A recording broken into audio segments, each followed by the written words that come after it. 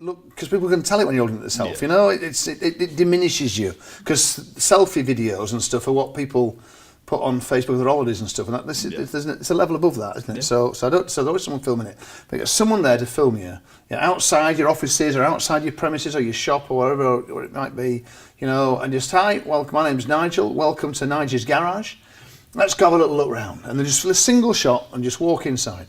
You know, this is our reception area. We'll have the picture there of that's Rihanna and me and her kissing. And on reception, this is Susie, who you'll meet on reception when you come to see her. Say hi, Susie. Oh, Susie. And you can't go around the back here. That's the back. This is Bob. He's our tire monkey.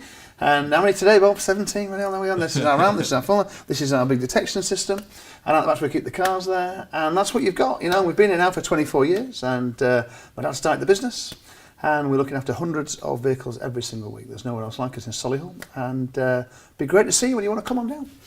And it's just, that's your first video. Yeah, I do like that, because it is that authenticity. Yeah, that's the key. The realness, just be real. Yeah. Just don't be anything you're not. Just be real.